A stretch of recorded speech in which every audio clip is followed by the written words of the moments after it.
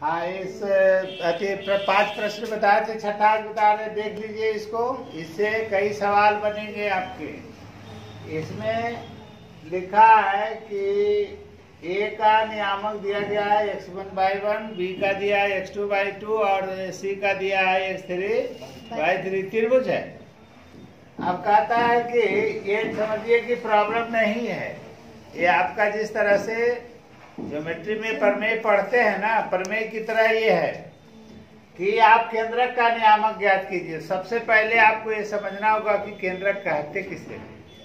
सबसे पहली बात आपको समझना होगा कि केंद्रक किसे कहते हैं।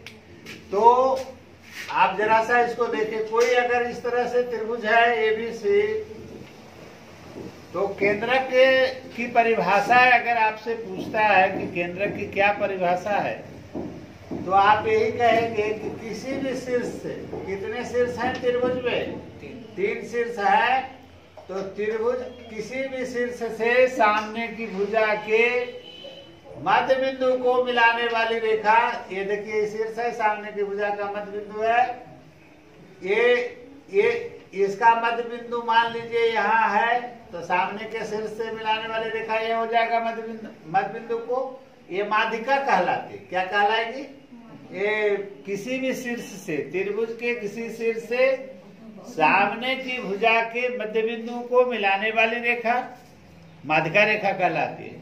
तो एक माध्यिका AD हो गया, दूसरी माध्यिका कौन हो गया? BE हो गया, और तीसरी माध्यिका जो हुआ वो क्या हो गया? CF हो गया। मतलब F is the midpoint of AB, इस तरह से। तो यहाँ D मिड पॉइंट है BC का, E मिड पॉइंट है AC का, और F मिड पॉइंट है AB का। तो क्या कहा, इसमें कितनी माध्यिकाएं हो गई? 3। एक माध्यिका हो गया AD, दूसरी माध्यिका हो गया B, और तीसरी माध्यिका हो गया CF।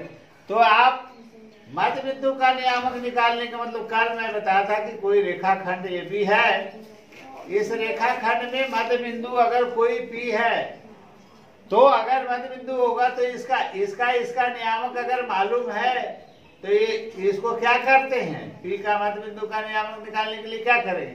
इसका x नियामक इसके x नियामक को जोड़ के दूसरा भाग देंगे, क्योंकि इसका अनुपात कितना है? 1:1। मध्य बिंदु का कोई रेखाखंड होती है, उसके मध्य बिंदु का नियामक निकालने के लिए m और n कितना हो जाता है? 1 और 1। जैसे मैंने कल बताया था कि अगर कोई रेखाखंड है, उसको 3 बराबर भागों में बांटना होगा, तो E होगा 1 तो E होगा 2। नहीं बताया था कल? बताया था ना। तो EM हो गया 1 अनुपात, E हो गया 2 अनुपात। इसी तरह से अगर इसको निकालेंगे तो E 2 अनुपात, E 1 अनुपात। लेकिन अगर कोई रेखाखंड उसका मध्य बिंदु का नियामक निकालना होगा, तो मध्य बिंदु का नियामक निकालने के लिए 1 और 1 का प्रयोग होता है, M भी 1 और N भी 1। तो 1 को जोड़ते हैं, जैसे कल बताया था, MX2 plus MX1 divided by M plus N। आप बता सकते हैं इसका नियामक मान लीजिए x1 है, इसका है x2, तो इसको अगर हम जोड़ेंगे तो यही आएगा ना। लेकिन अनुपात कितना आएगा? ये 1:1 आएगा। तो यहाँ क्या लिखेंगे? x2 plus x1 by 1 plus 1। यहाँ 1 है, m की जगह पर क्या हो जाएगा? 1। यहाँ भी 1। तो 1 इंटू x2 तो x2 हो गया, 1 इंटू x1 तो x1 हो गया, बाई 1 प्लस 1। मतलब इसको आप लिख सकते हैं x1 प्लस x2 बाई 2। तो इसी तरह से D बिंदु का नियामक अगर हमको निकालना होगा, यहाँ भी ये जो AD है वह माध्यिका है। तो केंद्रक का क्या परिभाषा हुआ? किसी भी त्रिभुज में माध्यिकाओं के मिलन बिंदु को, तो एक माध्यिका AD हुआ, दूसरी BE हुआ, तीसरा CF हुआ, और ये तीनों माध्यिकाओं के मिलन बिंदु हैं, उसको क्या कहते हैं? G, केंद्रक। क्या कहते हैं? केंद्रक का दूसरा नाम गुरुत्व केंद्र भी है। और यह माध्यिका को, ये जो गुरुत्व केंद्र है, प्रत्येक माध्यिका को 2:1 में विभाजित करती है। तो ये भी हो गया यहाँ से यहाँ तक 2, ये हो गया 1, यहाँ से यहाँ तक हो गया 2, ये हो गया 1। मतलब 2:1 में केंद्रक जो होता है, त्रिभुज का जो केंद्रक होता है, प्रत्येक माध्यिका को 2:1 में विभाजित करती है। अब हमको इतना करने की कोई आवश्यकता नहीं, इतना करने की कोई आवश्यकता नहीं है। एक ही माध्यिका से अगर हमको जी का नियामक निकालना होगा तो हम विशेष करने की कोई आवश्यकता नहीं, एक ही माध्यिका से हम इस केंद्रक का नियामक निकाल लेंगे। क्योंकि ये जो जी जो होता है प्रत्येक माध्यिका को 2:1 में विभाजित करती है। तो ये हो गया 2:1, ये हो गया 1:1। तो इसी पर मैंने बताया डी का नियामक कैसे निकलेगा। तो डी का मध्यबिंदु है, बीडी का क्या, बीसी का क्या है, मध्यबिंदु है। तो D is the midpoint of BC है। So coordinate of D is equal to क्या लिखेंगे, डी का क्या मान, डी का क्या निर्देशांक लिखेंगे। तो इसका निर्देशांक x निर्देशांक को जोड़ देंगे, बाई 2 करेंगे। तो x2 + x3/2 हो गया। बात समझ गए ना। फिर y2 + y3/2 हो गया। ये किसका नियामक आ गया, ये डी का निर्देशांक आ गया। अब हम ए का निर्देशांक मालूम है और डी का भी निर्देशांक मालूम है, तो हम जी का निर्देशांक क्यों नहीं निकालेंगे। क्योंकि ये तो माध्यिका को एम अनुपात जो हम मान के बनाते थे और उसका निर्देशांक निकालते थे, तो ये 2:1 आ गया ना। तो एक ही माध्यिका से हम चाहेंगे तो जी का निर्देशांक निकाल ले सकते हैं। तो वही किया है शॉर्ट में कि जी का निर्देशांक बराबर हो गया कितना, तो 2 × क्या, mx2 होता है ना। तो m कितना हो गया, em के बराबर ना है 2, in के बराबर है 1। तो क्या हो गया mx2, तो 2 × x2 के जगह पर ही ना है और x1 के जगह पर ही है। तो क्या हो गया 2 × x2 + x3/2 प्लस n1 है। तो 1 × क्या, x1। समझ में आया। अरे मोबाइल चला रही फट। ये हो गया 1 × x1। अब आई कितना हो गया, ये 2 + 1। फिर इसी तरह से हम इसमें अगर फिर हम निकालें इसको, तो 2 × क्या हो जाएगा, 2 × क्या, by2 माने m/2 + n/1/m + n। तो हम यहाँ अगर करते हैं तो 2 × by2 + by3/2 प्लस 1 × by3/2 + 1 हो जाएगा ना। तो ये कितना हो गया, 2 से 2 क्या हुआ, कट गया। यहाँ भी 2 से 2 कट गया। तब बचा क्या, x2 + x3 + x1/3, 2 + 1 3 हो गया। इसी तरह से यहाँ भी निकाल लेंगे। तो 2 कट गया, तो by2 + y3 + y1/3। अब इसको सरिया दिया हम x1 x2 के बाद x1 + x2 + x3/3 y1 + y2 + y3/3। कहने का मतलब कि किसी भी त्रिभुज में अगर शीर्षों के निर्देशांक दिए गए हैं, तो शीर्षों के निर्देशांक दिए रहने पर हम जी का निर्देशांक कैसे निकालेंगे, ये थोड़ा सा एक आप इसके आगे में एक सवाल होगा। आप तो इसको समझ गए। अब जी का निर्देशांक, तो किसी भी त्रिभुज में अगर इस तरह से अगर त्रिभुज दिए गए हैं ABC, A, B और C। अब इसका ये हो गया ये D, ये हो गया इसका G। इसी तरह से अगर हम इसका निकालेंगे तो अगर ये होगा, ये हो जाएगा क्या, F हो जाएगा। अगर इसके निर्देशांक दिए गए हैं, तो ऐसी हालत में आप आराम से इसको निकाल सकते हैं। जैसे ये का निर्देशांक अगर मान लीजिए 4r - 2 है और B का निर्देशांक अगर 6r 5 है, कितना है, 6r 5 है, और C का निर्देशांक अगर 1 और 4 है। यहाँ देखिए ये कितना है, 1 और 4 है।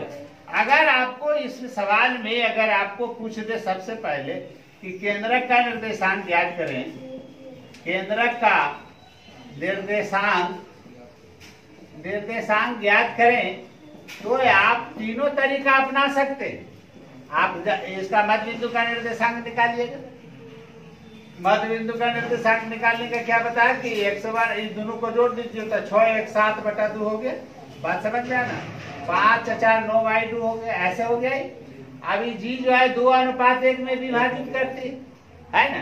तो जी का निर्देशांक बराबर क्या हो जाएगा, जी का नियामक क्या लिखेंगे, बराबर लिखेंगे 2 इंटू क्या 7/2 प्लस नहीं यहाँ से समझ लीजिएगा, इसको समझ में आ रहा है ना।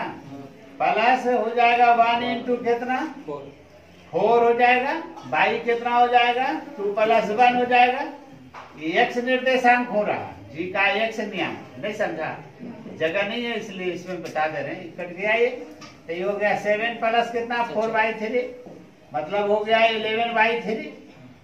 फिर इसी तरह से जी का वाई निर्देशांक निकालना, नियामक निकालना होगा। क्या लिखेंगे 2 into 9/2 m/2 plus n/1 1 into कितना -2 डिवाइडेड बाई कितना 2 + 1 बराबर कट गया। फिर 9 माइनस कितना हो गया 2 7/, कितना हो गया 3। अतः जी का निर्देशांक क्या हो गया बता सकते हैं आप। जी का नियामक क्या हो गया, एक हो गया 11/3 और एक हो गया 7/3। That is the answer. ऐसे भी आप निकाल ले सकते हैं, अन्यथा आप उस अथी से निकालिएगा तो किसी का भी मध्य बिंदु निकाल के निकालिएगा तो वही मान आएगा। जैसे इसका अगर निकाल लें तो इसका निर्देशांक कितना आ जाएगा बताओ 5/2 आएगा। 4 + 1/2 है ना 5/2 -2 और 4 तो कितना बच गया -2/2, मतलब कि -1 न बचा। अब अगर आप इसको आप इसी तरह से निकालेंगे तो वो भी मान यही आएगा। जैसे देखिए निकाल के आपको बताते हैं। अब इस पर अब कई सवाल बनेंगे। तो ये हो गया कितना बताओ जी का निर्देशांक, जी का नियामक बराबर कितना हो गया बताओ, बराबर हो गया कितना 2 इंटू कितना 5/2 प्लस 1 इंटू कितना 6 डिवाइडेड बाई 2 + 1 आइए कोई कितना हो गया ये बताओ। अच्छा एक्स नियामक लिख देते हैं यहाँ पर, एक्स नियामक तो ये कितना हो गया 2 से 2 कट गया 6 × 5 = 11/3 हो गया। ठीक है, और फिर इसी तरह से वाई नियामक निकालेंगे तो कितना हो जाएगा 2 इंटू कितना 2 इंटू -1 प्लस 1 इंटू कितना 5 अब आई कितना 2 + 1 ओ भाई 2 छूट गया क्या नहीं ठीक है ठीक है ठीक है ठीक है। ये -2 हो गया प्लस 5 हो गया, बाई कितना हो गया 3 बराबर हो गया 3/3 कट गया कितना आया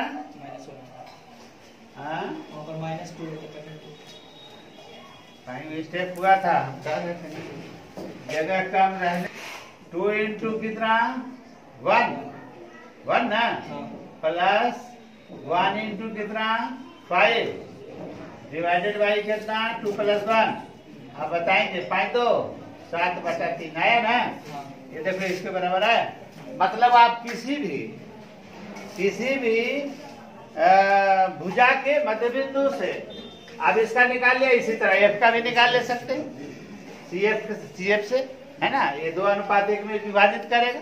अब फिर इस तरह से, इसीलिए मैंने यहाँ जो है मात्र एक ही माध्यिका का प्रयोग किया था और ये 4 या 5 निकालने की कोई आवश्यकता नहीं है। अगर आपको कह दे ए का नियामक ये है, बी का नियामक ये है, सी का नियामक ये है, अगर कह देता है कि एसी के मध्य बिंदु का निर्देशांक ज्ञात कर दो आप निकाल लीजिएगा। अगर डी का निर्देशांक कहता तो भी निकल जाएगा, एफ का निर्देशांक कहता तो भी निकल जाएगा, जी का निर्देशांक पूछता तो भी निकल जाएगा। आपको इसमें कोई प्रॉब्लम नहीं। इस तरह के जो भी सवाल होंगे उसको आप हल कर लेंगे, निर्देशांक वाला केंद्रक वाला। आज इस सवाल में जरा आप देखिए, अभी तो मैंने बहुत सारा केंद्रक पर आधारित सवाल समझा दिया था कि कैसे निकालेंगे, लेकिन इसमें एक थोड़ा सा क्या किए तीसरा शीर्ष का निर्देशांक निकालना है। त्रिभुज के तीसरे शीर्ष का निर्देशांक निकालें जबकि केंद्रक का निर्देशांक दिया गया है, तो ज्यादा इसमें भागदौड़ करने की कोई आवश्यकता नहीं। इसको आप मान लिया कि एबीसी एक त्रिभुज है, इसमें शीर्ष ए का निर्देशांक 1 4 है, बी का निर्देशांक दिया हुआ है यहाँ, बी का निर्देशांक 5/2 है और तीसरा शीर्ष नहीं दिया गया है, तो इसको आप मान लेंगे x3/2। तीसरे शीर्ष का निर्देशांक मान लिया कि x3 y3 है। अब इसमें आप कोई भी माध्यिका को आप उठा के ले लीजिए, माध्यिका आपको इसी को लेने में फायदा होगा क्योंकि इसका निर्देशांक याद करना है ना, इसीलिए इसी को लीजिएगा, यानी कि मध्य बिंदु इसका ले लीजिएगा या मध्य बिंदु इसका ले लीजिएगा तो गड़बड़ हो जाएगा। इसीलिए वैसा माध्यिका मध्य बिंदु लीजिए जो उसमें ये इंगेज हो जाए, नहीं समझे? तो इसका हम निकालेंगे, मध्य बिंदु का निर्देशांक निकालने का क्या फॉर्मूला बताए थे? इसका x नियामक, इसका x नियामक को जोड़ के दूसरे भाग दे दीजिए, ठीक है। y नियामक को y नियामक से जोड़ के भाग दीजिए तो 4 + y3/2 हो गया ना, इसका निर्देशांक निकल गया। और b क्या हो गया? माध्यिका हो गया। और g क्या हो गया? केंद्रक हो गया, बताया था ना केंद्रक, ये केंद्रक हो गया। केंद्रक का निर्देशांक दिया गया है 0 या -3। अभी का निर्देशांक भी दिया गया, ये 2:1 में विभाजित करती है। ये आपको अभी मैंने बताया था कि माध्यिका जो है, केंद्रक जो है माध्यिका को कितने अनुपात में विभाजित करती है? 2:1 में विभाजित करती है। तो आप इसको लिखेंगे तो mx2, ठीक है ना। तो mx2, m बराबर कितना?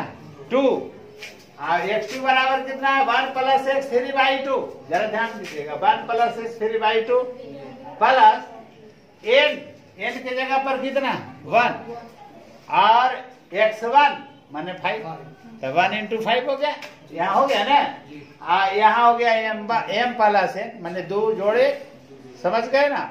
इसको 2 से 2 काट दिया तो 1 + x3, आई बचा कितना? 5/3। ये हो गया x3, ये दोनों को जोड़ दिया तो 5 × 6/3 हो गया। अच्छा, इसका जो g का जो x निर्देशांक निकाल रहे थे हम, g का x निर्देशांक निकाल रहे थे, तो x निर्देशांक कितना है? 0 है। तो क्या इसके बराबर होगा ना 0? इसका मतलब कि g का निर्देशांक दिया हुआ तो x निर्देशांक 0 है, तो 0 के बराबर होगा ही। तो 0 बराबर कर दिया, फिर से गुणा करेंगे तो 0 हो जाएगा। तो बचेगा क्या? x3 + 6 बराबर 0। अब x3 बराबर कितना हो गया? -6। इसी प्रकार से g का y निर्देशांक निकालेंगे तो mx2, तो m हो गया 2 × हो गया 4 + y3/2, बैठा दिया यहाँ by 2, और n हो गया 1, i हो गया 2, ठीक है ना। n/1 तो यहाँ हो गया ना 2। अब इसको 2 + 1 कर दिया, इस प्रकार से ही कितना हो गया? 4 बचा, 2 कट गया तो 4 + y3 i/2 + 2/3 हो गया। अब इसको हम इतना तो आने के बाद आप क्या करेंगे? फिर इसी तरह से जी का जो y निर्देशांक आ रहा था केंद्रक का, उसको बैठाएंगे सामने। तो ये जी के y निर्देशांक के सामने बैठाएंगे -3 बराबर हो गया कितना? तो y3 + 6/3, इसको लिख दिया y3 + 6/3, इसको 3 से गुना कर दिया तो y3 + 6 बराबर हो गया 3 × 9, -9 हो गया। दैट इम्प्लाइज y3 बराबर कितना हो गया? तो इसको इधर भेजेंगे तो वो -6 हो जाएगा, मतलब हो जाएगा -15। अब देखिए आपको x3 और y3 दोनों निकल गए, x3 आया -6, अब y3 आ गया कितना? -15, ठीक है ना। अब ये दोनों को x3 y3 जो निकालना था हमको, तीसरे शीर्ष का निर्देशांक निकालना था, तो x3 y3 आपका आ गया। अब इसी को लिख देंगे, आता तीसरे शीर्ष का निर्देशांक नियम कितना आ जाएगा? तो एगो आया -6, एगो आया -15, ये -15 आंसर हो गया। ये इस तरह के इस टाइप के हिसाब आज केंद्रक पर आधारित जितने भी सवाल टाइप पूछे जा सकते हैं, मैं उसका सबसे छोटा जो तरीका होता है बनाने का, वो तरीका बता दिया। इन्हें कि इसका मध्य बिंदु निकालिए, इसका मध्य बिंदु निकालिए, फिर जी का निर्देशांक निकालिए, तो प्रॉब्लम खड़ा हो जाएगा। इसलिए जितना से जितना शॉर्टकट तरीका अपनाना चाहिए लड़के को, ताकि आप उसको आसानी से आप निकाल सकें, ठीक है। फिर नियामक ज्यामिति में जो भी सवाल आपको बच गया है उसको आप देखें या व्हाट्सएप पर भेजें, अन्यथा मैं कल चतुर्भुज से आधारित कुछ सवाल बता दूंगा ताकि आपका सवाल हल हो जाए। चलिए।